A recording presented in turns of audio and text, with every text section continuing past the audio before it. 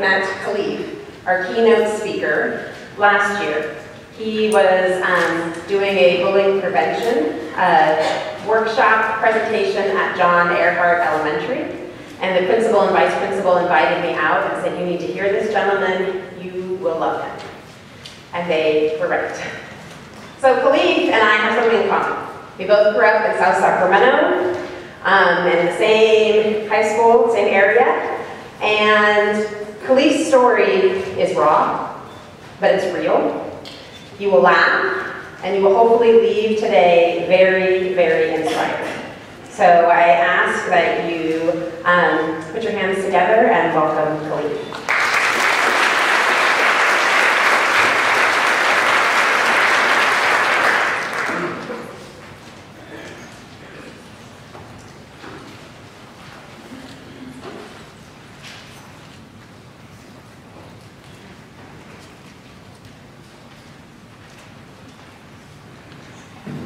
Good morning. My name is Caliph, and I'm an addict.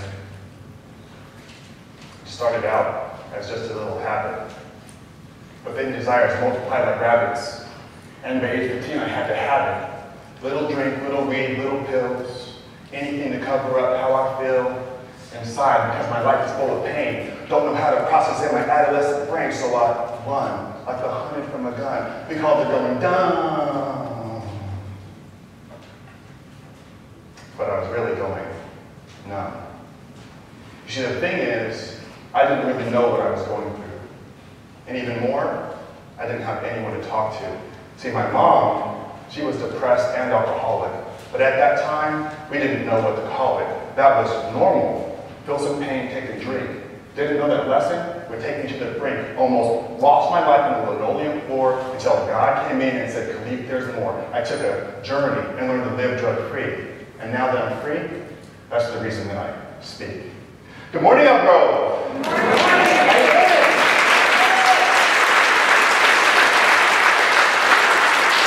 It is such a privilege, honor to be here with all of you today to discuss this important issue of the whole child. How do we take care of the whole child? What does the whole child look like? And when I think about the term the whole child, I think about their life outside of school, how they're doing spiritually, emotionally, their mental health, and of course their academics. But really, are we supporting the best outcome for every individual student? And what I know right now is that all of you, by virtue of the fact that you're in contact with young people every single day, each of you has the ability to change a life. And as you learn from my story, each of you has the ability to save a life. You don't have to be a fireman, an EMT, or a police officer to be a lifesaver. Educators are lifesavers if they're able to take advantage of the opportunity they have to impact students. So today, I'll be sharing my story with you and just telling you a little bit about how I got where I am. So, one of my favorite mentors has this saying.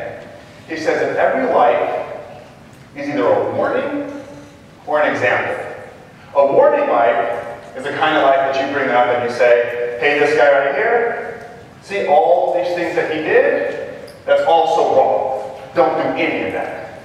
An example life is saying, "See this lady right here? She's beautiful, perfect, and complete. She's done everything right. Follow her path." But for a lot of us, as kids who are going through challenging times, we have people in our lives who are warnings. But by virtue of who they are, by virtue of our relationship with them, they become an example. And that's where many problems begin. So I grew up in this house in Greenhaven. It's nice, right?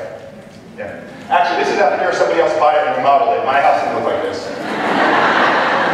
But it looks good. I wish this were my house. And if you saw my family, my dad was in politics, my mom was a business owner. We were like the hit family in the black community in Sacramento in the 80s. And people would come to our house and we'd throw these big parties and fundraisers. People would be like, "We want to be like them. We want to be like that family." But behind these walls, things are a little bit different. You see, I come from a blended family. which means that I have step-siblings. And my sister was an occasional, sometimes visitor in my home. Now my sister, like many children, did not know how to cope with challenges in her life. And she had some big challenges.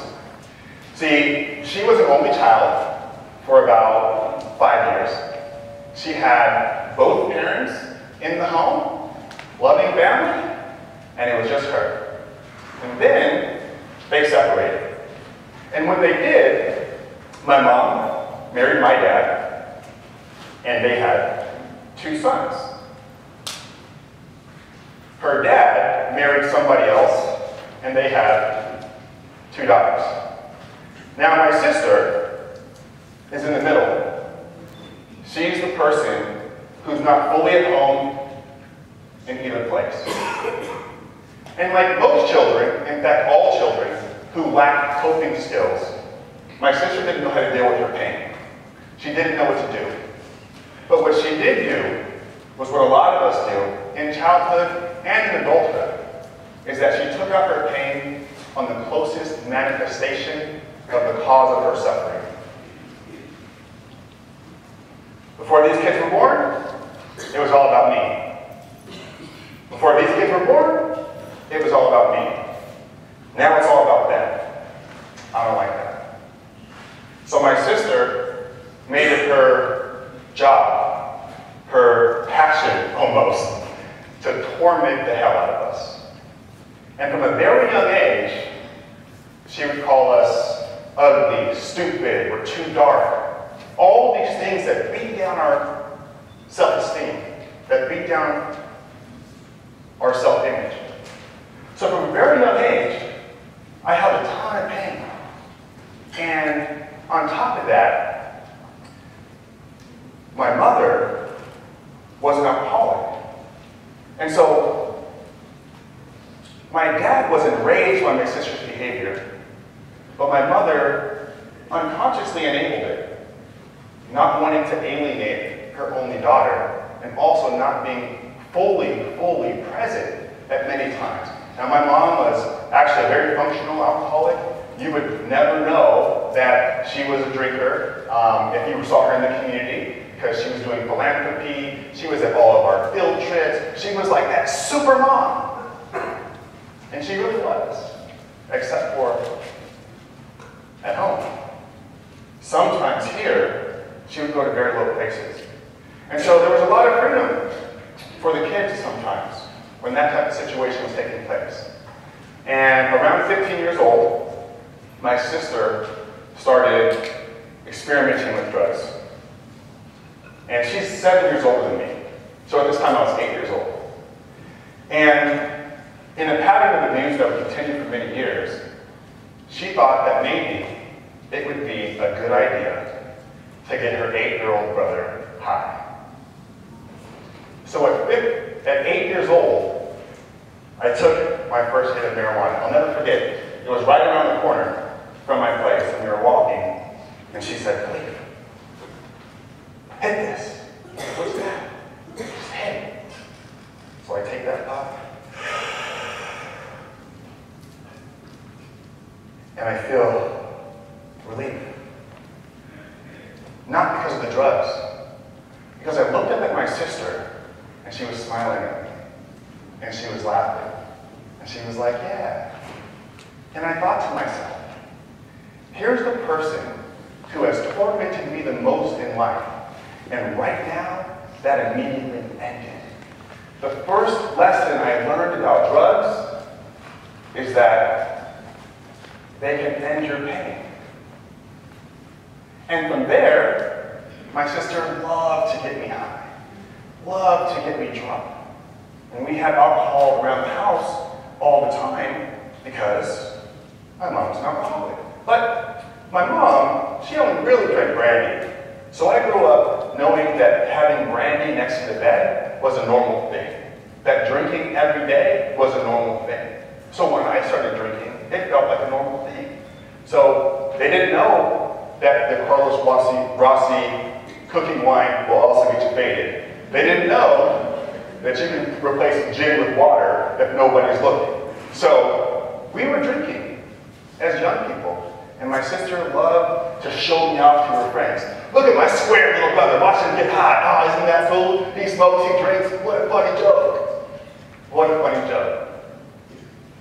But I learned from that experience that drugs also brought me acceptance. Because my sister hung out with some real thuggish dudes, right? Like the type of people I would be scared of if I saw on the streets. I would probably still be a little bit fighting today, to be honest, you know what I mean? Because I haven't really been fighting that much since those days, so I wouldn't be ready. But it was weird to have these like super thugs be like, oh, Caliph, oh man, you cool. Here I am, 9, 10 years old, being accepted by people who I would otherwise fear. So those were my first 2 lessons about drugs. They take away your pain, and they get you acceptance. And now when we think about why kids use drugs, generally speaking, it's for those reasons. Our brains at this age in adolescence are not developed well enough for us to develop coping skills. And we seek out things to help us deal with our pain. So one of the reasons that kids use drugs is to deal with that pain. But the second thing is access, right? If you have access like I did, it's much easier to fall into that trap. But the second reason that kids use drugs, the second biggest reason, is peer pressure. It's acceptance.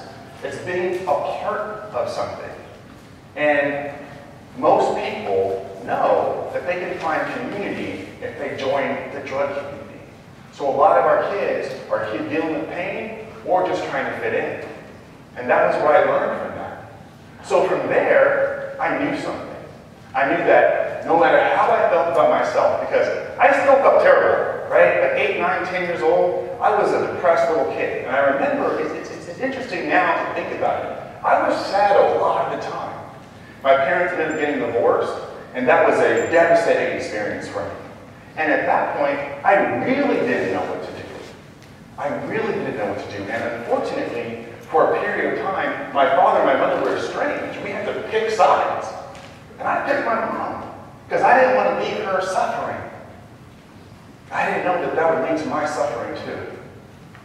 So in a place where I didn't have an adult who was exhibiting strong coping skills, and I had a sister who was abusing drugs, not to mention that my oldest brother had been gone on crack for years, because this is the early 90s, and I don't know if y'all know about the crack epidemic in the 80s, but it spilled into the 90s quite significantly.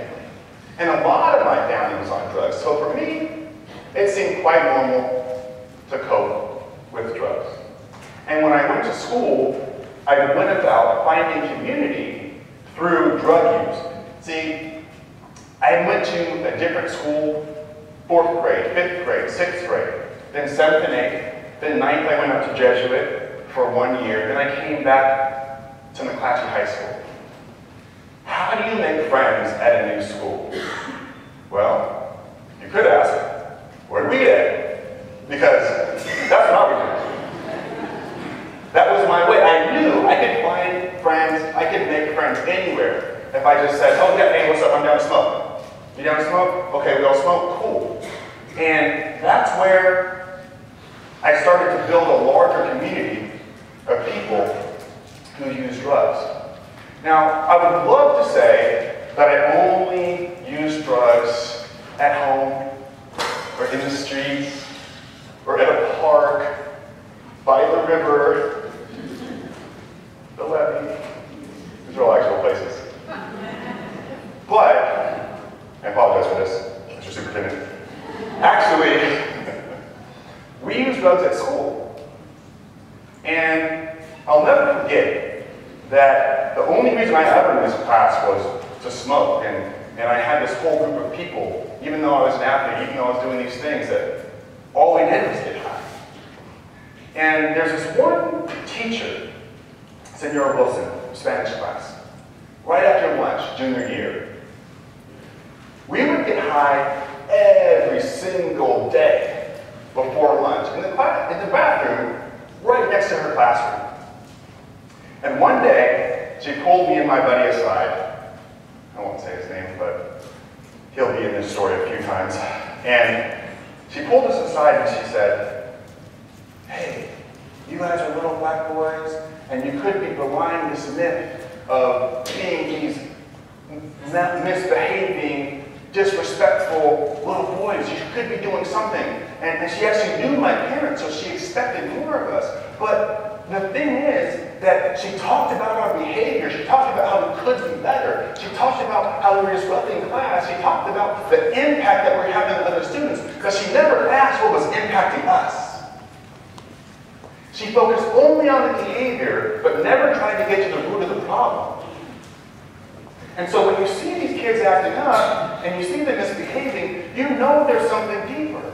And you have a chance to dig, but you've got to be asking the questions.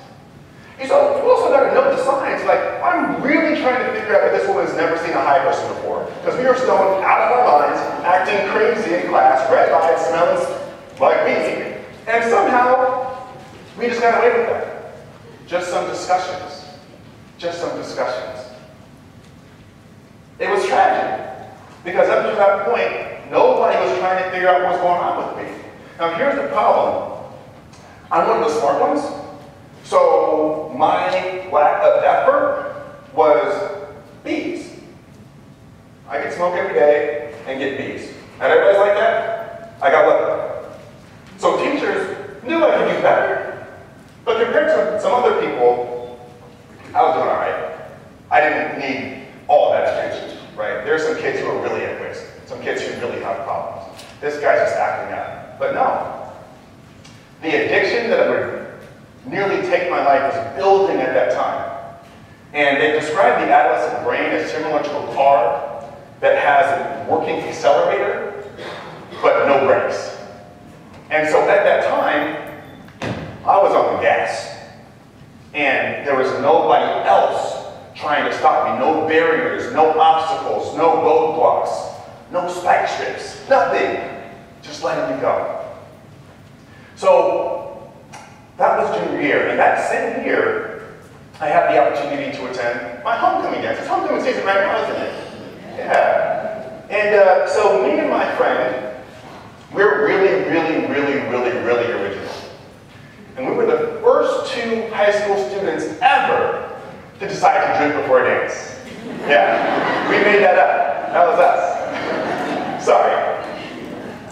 And, you know, I had been drinking a lot by this time.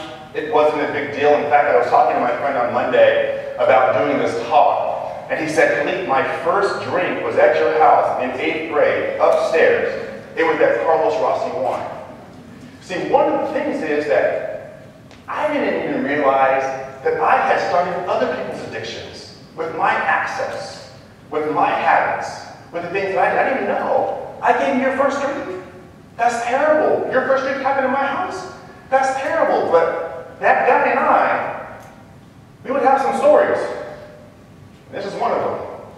So we decided to drink, and I had been drinking a lot. And my sister, since that time, she had been a little bit nicer because she liked the idea still when I was 13, 14, 15, 16 of getting me high and getting me drunk and introducing me to a lot of things I shouldn't be introduced to and moving up the scale of drugs in that process. So alcohol, I'm like, look, I'm a pro at this. I've been doing this for a long time. I've been doing this since 8th grade. We're juniors now. I know what I'm doing. So I had my date, Miranda, and we went over to his house. And, you know, I'm a big dog. I love to drink. I weigh 200. I'm in high school. So I was like, how about 100 proof peppermint schnapps? Exactly. I almost used the picture, but I thought I might just lose it right here. Yeah. Any reasonable person realizes that 100 proof peppermint schnapps is a bad idea. But I'm a teenager. I'm addicted. I'm unreasonable. I don't have a lot of memories of that day, but I do have a few. And one of them is turning the bottle up, taking those swigs, gulp, gulp, gulp, and watching the last of it leave the bottle. I drank the whole thing by myself. Because I'm a big dog. I weigh 200. I've been drinking for years. I can handle it. So we get in the car and we drive to the dance. And I remember the ride. I remember saying a bunch of ridiculous stuff to my date and her just looking at me like, That was the beginning. The dance was at the Sacramento Convention Center. I remember showing up, but I do remember at one point just running around the dance floor like a fool. Hey, do you want to dance? Do you want to dance? Do you want to dance? And all these girls were giving me this look, but I've come to know well, which was just like, nah, bro. And then I remember being in the bathroom because I was trying to get safe. So I went and I sat in the stall and I was just trying to chill out. Then I heard a knock. Gig's up. Vice principal. So I steady myself. I climb up the door. And open the latch. The door opens. There he is. What's up? I get up. I remember the walk back, but I remember it in pieces. I know that I was being carried, but I just remember it being the hardest thing ever for me to get one foot in front of another. So I was like looking at every step, like, is that it? Okay, yeah. Is that it? Okay, yeah. And I walked like this all the way out the door. And when I came out right here. You know, it was difficult. People were watching me, and they went to call my brother, who would come pick me up. So they sat me down, and I was just waiting. And by this point, the dance was coming out, and I'm waving, and people are looking at me, and they're taking pictures. This is pre-iPhone though. This is like Kodak, like little snap, disposable pictures, remember those? Yeah. So they're taking pictures. And the schnapps was like, Caliph, we're not done with you. And then suddenly, I throw up a pile of vomit right next to me. So I'm drunk, but I'm not stupid. So I'm not trying to sit next to this bar while people take pictures of me. So I get up, okay. And I take a couple steps, because I want to sit next to that. And I'll sit there, right here. I'm like, okay.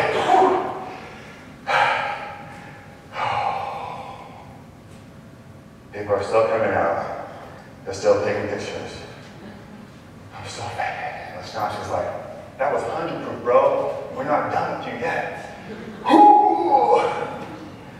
Throw up again. Still drunk, still not stupid.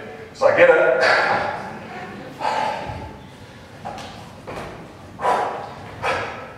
Take 2 more drunken steps till I hit a wall. Sit down. Still not done with me. I'm like, okay. I'm drunk, but I'm still not stupid. So I get up, and there's a wall right here. Now I'm drunk. I'm feeling quite stupid. I sat there next to my vomit until my brother came and got me.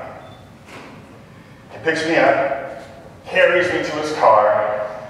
He shoves me in the back of his yellow CRX hatchback, which was super popular back then. Anybody here from Greenhaven? Remember? Honestly, were like the jam, right? So he puts me in the back of a super cool car. My date's up front. I know he was praying for me not to bark on his, it wasn't even leather, it was just some fabric, but he just didn't want me to bark on his car, I'm sure. And he takes me home. And he carries me through this window right here, that's my bedroom. And he picks me up, and he throws me through the window, and I get inside, and I lay down in the bed, and then my mom comes in. What the hell's going on here?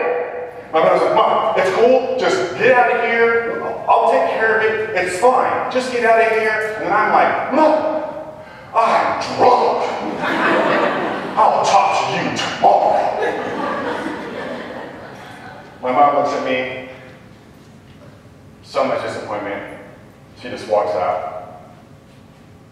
My brother looks at me, so much disappointment, just walks out.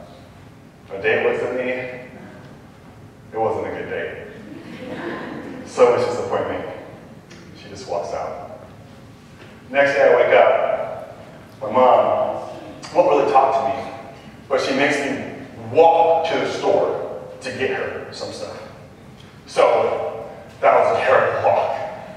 But that was nothing like the walk I would endure next. See, my mom, she had a big problem, and it wasn't alcoholism. It was that I was so damn cute. I was the favorite. I was her youngest. And more than that, I had chosen to stay with her when my brother left. And my sister, as I said, was terrible, and her oldest son was literally on crack. I'm the only one she's got. We live there by ourselves, just me and her. It was really difficult for her to punish me because she didn't want to alienate the one person she relied on every single day, her best friend. So I got away with it. But I had to go to another place called school. Oh, going back to school was tough. Knowing that everybody knew more about my experience than I did was tough. So I walked up to my class, like, oh my God, here we go.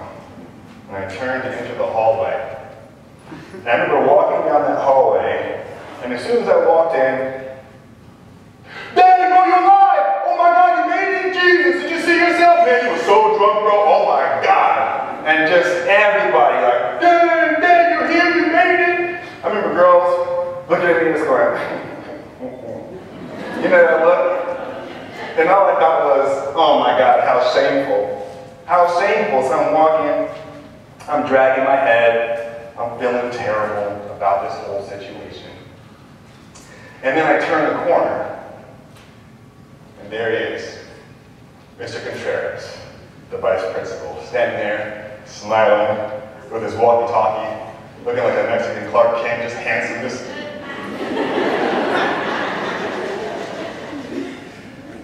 I was like, dang. So I walk up to him, and I say, Mr. Contreras, I'm sorry. And he just looks at me.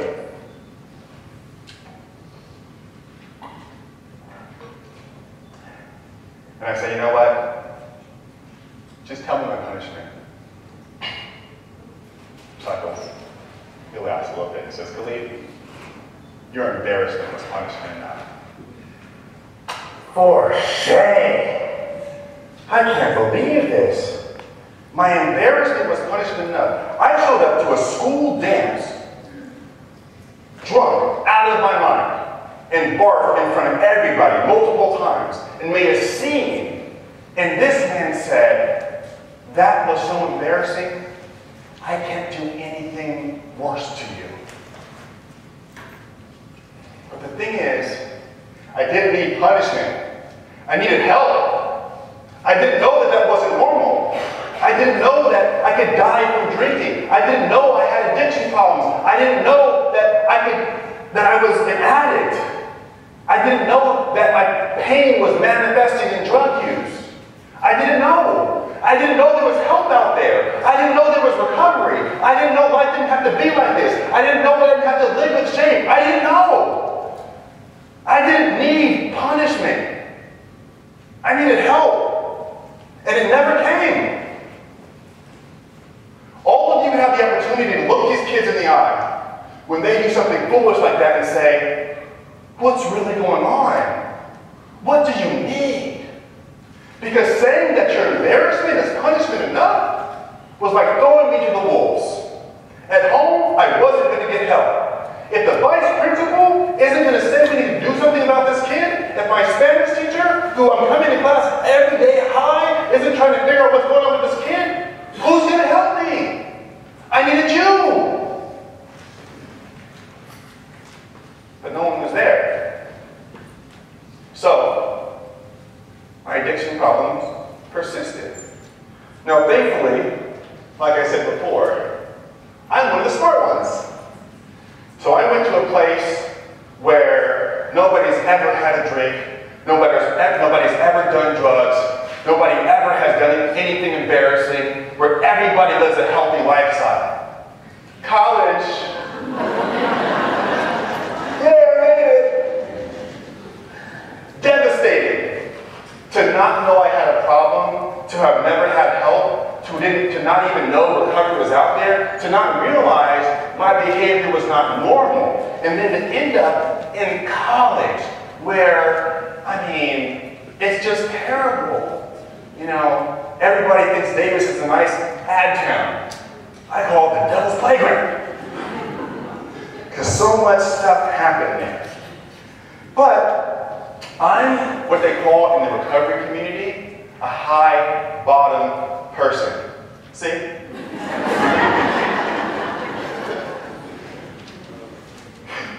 High bottom means that you don't have to be eating out of trash cans and living on the streets before you realize you have a problem, right? Some people are low bottom, they gotta be homeless and literally cracked out before they go, maybe I should change some things.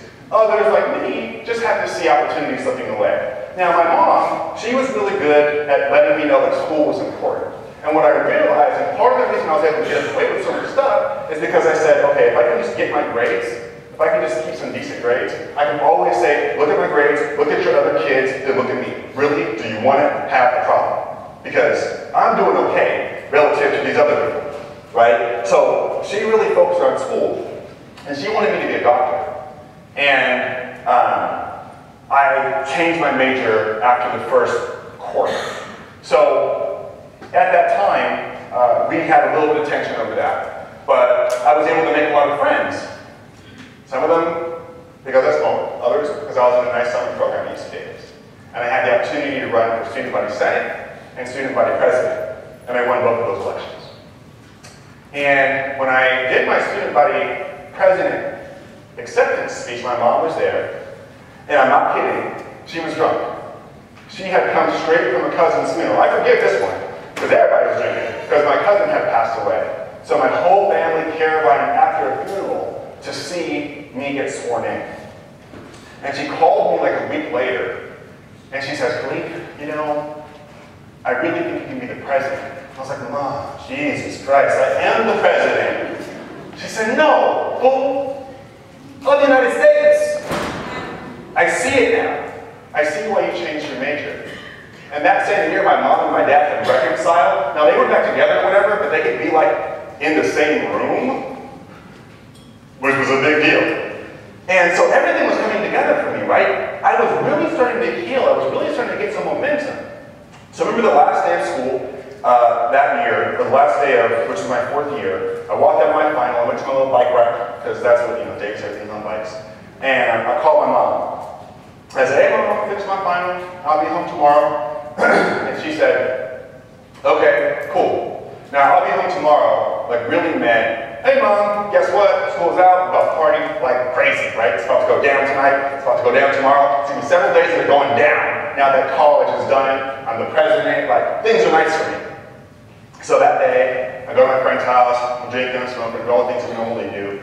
Next morning, drinking, smoking, do all the things we normally do. And I get a call from my stepdad. Now, I don't like this dude. And he doesn't even call me. So I look at the phone, and I'm thinking to myself, okay, hello? Caliph. Yeah? Caliph. Caliph. Yeah. I'm sorry to tell you that your mom passed away. What? I couldn't believe it. In that moment, I felt like I lost everything, like my chest jumped, my heart jumped out of my chest, and I just was like, I can't believe this happened. And I didn't know what to do. And a friend of mine said, Caliph, here, hit this. So I got up. Before doing anything else, I sat on the couch with all my friends who witnesses happened and just smoked. I literally didn't know what to do. And then somebody said, shouldn't you go home? I I was like, oh yeah. So I went back to my house. And when I got there, they were coming out the door, wheeling a body bag down the driveway. And the last time I saw my mom at this place was in that bed. That was a tough time. That was a tough moment. I had a lot of pain already. Now the person I loved most in the world was gone. And I just got high. But you know, I said that nobody intervened to help me. And I have some big regrets for it. People say, oh, look like no regrets, bro, no regrets. I'm like, nah, I have regrets. One regret is that I didn't go home that day. I don't know if I could have changed anything, but maybe I could have seen her one last time alive. The second regret is that I didn't intervene more in her addiction. Ultimately, my mom died from years of drinking, smoking, and at the end of her life, cocaine use. And I remember when she told me that she did cocaine, and she said, I had a hard life. I need this. Lesson. So, after this, I still accomplish a lot of stuff because I'm one of the smart ones. And I go on to work in the California State Senate, California State Assembly, Washington, D.C. I take the LSAT, and I get into another place that really supports mental health, where nobody drinks, and nobody does drugs, and everybody's happy. Law school.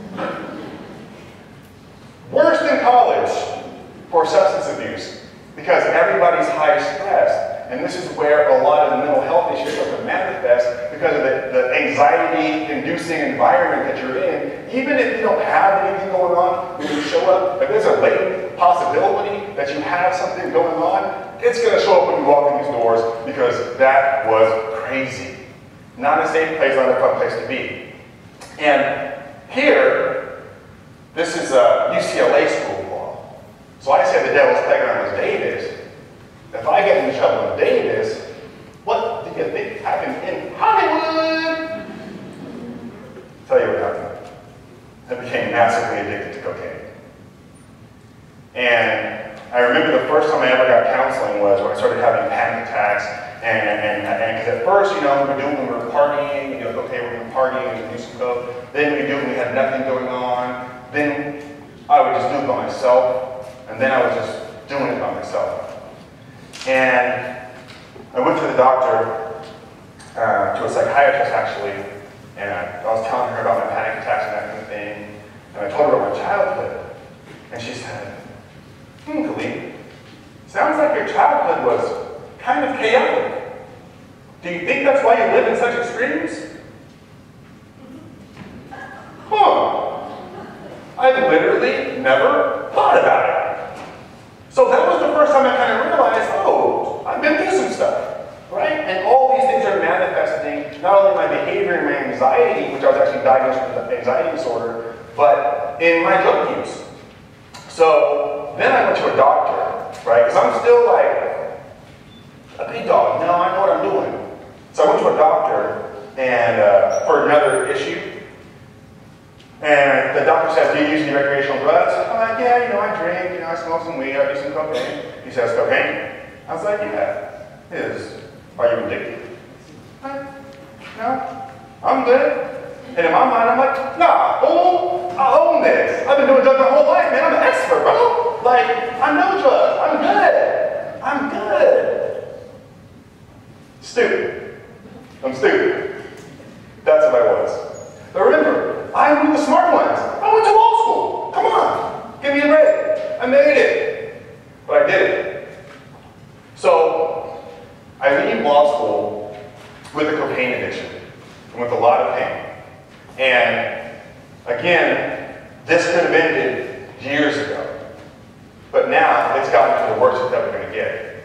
Now, coming up to law school, I had all these plans, all these opportunities. I'm going to work in the Senate. I'm going to do this. I'm going to run for office. And getting to law school was the thing. And I made it, and then I graduated. And then there was the bar exam. Now, I'm addicted to cocaine, okay? But I'm a smart one. So at that point, I was like, oh, prescription drugs. Those are safe. So I started using Vyvanse and Adderall and other drugs to keep me going, to keep me off of cocaine during the bar exam process. Didn't pass the first time. I don't know what you want to credit that to, but I made it. So then I graduated, and I'm done. I moved back to Sacramento into a 2-bedroom apartment in Curtis Park, right here, apartment 2. Fitting location on an alley where a lot of homeless people walked up and down. And what happened is I moved to this district because I was going to be running for public office, and this was in the district that I was going to run in. And at some point I was like, got a cup problem, don't really know what's going on. Maybe this is not the best time to thrust myself into public life. Because I'm one of the smart ones. So I didn't run. But when I didn't run, I lost my sense of myself because I didn't know what was going on. I had a terrible job working for a man that I just hated. And people say, hate's a strong word. That's why I'm using it. He was terrible. And it was stressful, and I was very depressed. And in my depression, I started using a lot of cocaine because that makes you feel good temporarily. So I work in that job. My addiction gets stronger. Then I quit temporarily because I got a job being the Legislation and Public Policy Director at the National Alliance on Mental Illness. And I was like, if this is not a sign, I don't know what is. So I go to NAMI. I work there for about 10 months. Then that's kind of terrible. So I'm depressed again. And ultimately, in that time, I actually had the ability to start a lobbying firm, and I represented the public defenders and NAMI and a couple other groups. So I keep looking forward externally, but internally, I'm going down, down, down, down, down. So I realized at some point that I had in my hands this beautiful opportunity to have this lobbying firm, to impact lives, to make some money because I had some loans, and it became clear to me that I needed to try and change. But does anybody here watch the Chappelle Show? Yeah. But cocaine is a hell of a drug. It's not easy to walk away. So here would be my pattern. Friday night, all right, cool. Boom, we have to do some coke, and then that's gonna be it. This is the last time. This is the last time. Okay, this is it. Boom, let's do all this cocaine. Great. Then I get on Saturday, I think, oh my God, it's Saturday. Oh, I'm never doing coke again. For sure, I feel so terrible. This is never gonna happen. I can never do this again. Then Sunday would come and feeling a little bit better. Then by Monday, I was like, all right, well, I made it. I made it. By Tuesday, I was like, shit, I feel good again. I feel great. By Wednesday, I was like, where the coke at? Thursday, let's get off work early tomorrow because I don't want to stay up late. So let's start at 6 tomorrow. Friday, back to the cocaine. Feeling good. Last time though, Saturday, Sunday, Monday, Tuesday, you know the drill. By Thursday, I'm like, hey man, we stayed up really late last week. Let's start at 3 today. Okay, cool. So it's 3 o'clock Friday. Maybe we'll do less this time. But all this means when you start earlier is that you do more. So I went on like that for about 5 weeks, 6 weeks, 7 weeks. Where every week I was like, never again, never again, never again. Maybe tomorrow, yay! Never again, never again, never again. Maybe tomorrow, yay! And then one day, we started really early drinking. And I told myself, I said, no, this is it. I'm not doing any coke today. I'm going to do a bunch, I'm going to drink a lot. I'm not doing any coke today. Now, I don't know if y'all know this about alcohol, but it lowers your inhibitions. And so to proclaim that you'll never use drugs again while you're drunk as hell is ridiculous. So that night, I ended up using again. And the next morning, I was still up, and I had done all of it. Me and my buddy, he was gone, and I just felt alone. I felt sad, I felt terrible. And I was like, okay, what am I going to do? At this time, my heart's just like beating out of my chest, you know, just boom, boom, boom, and I'm just like, oh man, I'm not feeling too good. I was like, Jesus. Okay, let me lie down. Let me lie down. So I'm on the ground, and I'm saying to myself, okay, all right, what are you going to do?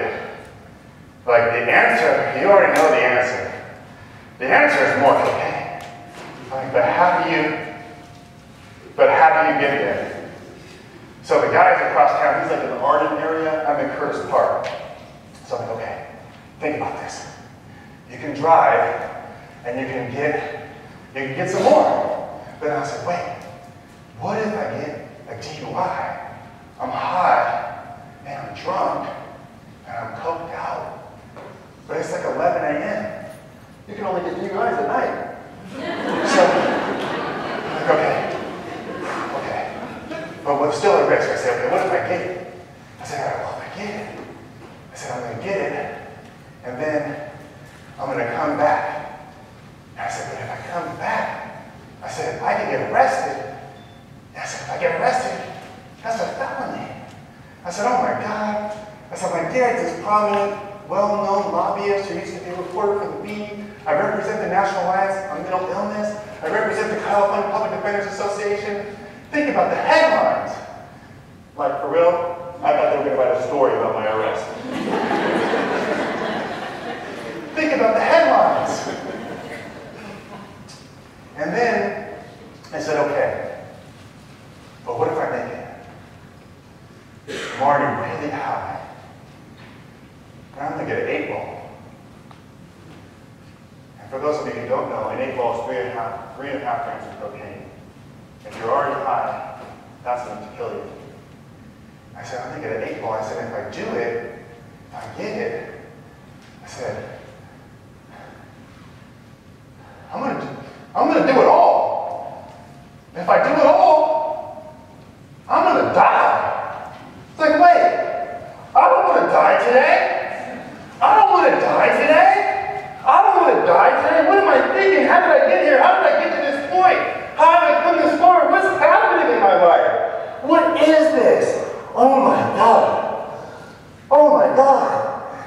And at this moment, I started seeing this vision of all the things that I expected to do with my life, all those dreams that I had suppressed, and all of those things that I stopped thinking about because I was on drugs. I was just like, oh my God, Caliph, dude, you gotta live. There's more for you to do. There's more to your life. This cannot be you. And at that point, I made a decision to never use cocaine again. And that was over 4 years ago. Now, it took me a little longer than the other stuff. But that day, I made that decision. And I started that journey to learning to live a life drug-free. And it was like learning to live a life where you had to stop brushing your teeth or taking a shower, something that's so essential to who you are, and learning how to live life without it. It was a challenge. Those days and weeks that followed were difficult. That first week was the worst because of the shame I experienced, but also because I didn't use anything to get rid of my pain, so it welled up inside of me. I experienced so much suffering that week because I no longer ran. And as I faced it, I started to see the root of my problems. I started to see my childhood. I started to see the things that impacted me. And day by day I said, I'm going to work on this. What do I need to do? Started reading, started studying, and I found the thing that would ultimately save my life. See, I did a lot of things. I started taking really hot Epsom salt baths on Fridays so I wouldn't trip out. That was a difficult enough thing and a big enough shock to the body that just slowed me down.